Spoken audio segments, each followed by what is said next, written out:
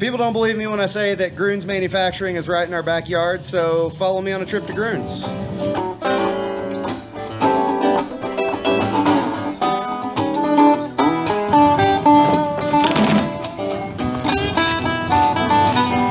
And that is how far you have to go from Jack's Guitarcheology to Gruhn Manufacturing. We're here at Gruhn Manufacturing. I'm talking to Chris Roberts, who is the shop manager here at Gruhn. What is this giant pile of wood we're staring at, Chris? This is what we do. I mean, this is true lutherie from tree to instrument. So, I mean, I've got black walnut. There's a couple of ash logs in here. I can pick out the ash. I know I'm that good enough, you know? Yeah, that's pecan. As my family in Missouri call it, pecan. Pecan. We pretty much get everything raw. We have to have it kiln dried. Yeah. So all this has been kiln dried, but yeah, after that, man, we start processing it down. This is, we're big pieces of lumber, just like that, and we end up with this. Now this ash right here was from a tree that fell in George's friend's backyard. George really wants to do at some point is have the guitar just completely made of domestic wood, even the everything. That'd be awesome, yeah. Wood that's fell, like when they cut power lines or doing any kind of construction, they have to knock down. Save it from the waste. That's right. Then we'll come over here and start planing and joining. Yeah, we made this. So we're gluing on head caps, you know. Oh, so it's a pneumatic clamp system. Yeah, we do fingerboards on it too. Dude, that's so cool. Yeah. This is a gigantic planer. Oh, yeah. This is a huge planer. We'll join everything to start the glue up, you know. So for those of you following along at home that don't know, wood is cut down and then it's matched together into blanks, and on the seams you have to join both sides to get them perfectly flat to glue them together.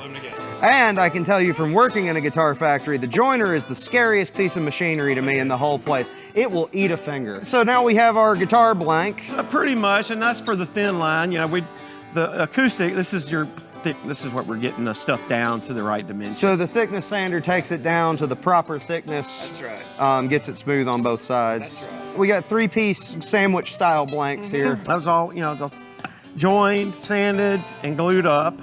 So that's flame maple with walnut strip. And that is what your guitar neck looks like before it's a guitar neck. Right. And we did this to strengthen the neck. Oh, man, that's awesome. Look at that. These two are inverses. It's like two different Oreos there. And then you got some body blanks underneath here, looks like. That's body blanks here. Actually, I wanted to show you that one right there. Polonia. It's Polonia. Yeah. I know Polonia when I see it. Yeah, nice and light. Yeah, man, that whole blank, you could like pinky finger it, you know? So yeah, we're gluing up here. No big secret, like we just glue 2 pieces of wood together. As I have done hundreds of times before, you just glue some wood together and you have body blank you do have. So you got your blank made, where does it go next? We're gonna go to CNC. How many bodies can you run at once? On the thin line, maybe 1 or 2, but right now we just do 1 at a time because we're still, we're still refining all of it. Yeah, and you want to make sure each one of them's to the hand quality. Right. What about next? Do you run those 2 or 3 at a time? We can run those like that.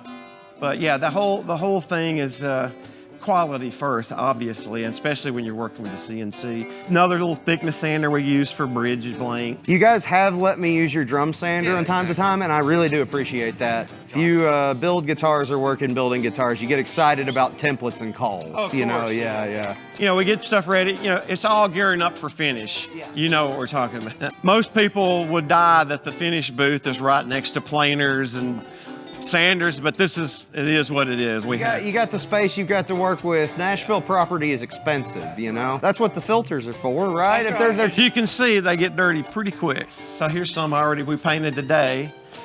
Nitro. I love the smell, dude. I love the smell of nitro. Everything is nitro that we do. That rancid banana Laffy Taffy smell, Now, I do want to show you guys something about the finish that we don't get to talk to people a lot about. This compressor is like a $10,000 compressor. Whoa! So they had to build this room around it. Yeah. But George bought that as soon as they... Well, good luck repossessing it now, am I right? Well, if you're running stuff like the pneumatic pumps and stuff... It goes to the CNC as well. Yeah. Yeah, check this out, man. So, it won't move. This is the assembly room. The assembly room. The parts that we make out there on the floor all come in here. Now this is climate controlled, and this is where we start. It starts turning into a guitar at this point. So we went from raw lumber to this. These are spruce tops. These are braces. That we make all this in-house. These are vacuum clamps. Very cool. So you use those for the tops, I assume? Yeah, and well, we use those to put the bracing on as well. Fresh CNC.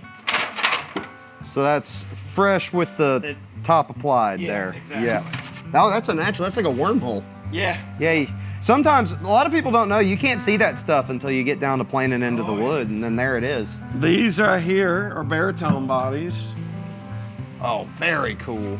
They are. They're just a bit like maybe 10-20% bigger. Yep.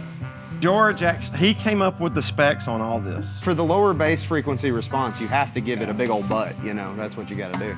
Coming over here, and we channel route and put binding on here. I think most people would not know how tedious and frustrating putting binding on is. How long would you say a side? What, hour and a half? Maybe like 45 minutes. Really? It takes me about an hour. It's a tedious job. I It mean, really is. Somebody puts those pieces of tape just one by one over the whole thing. So this is tops being glued together. Now Randy built this glue wheel.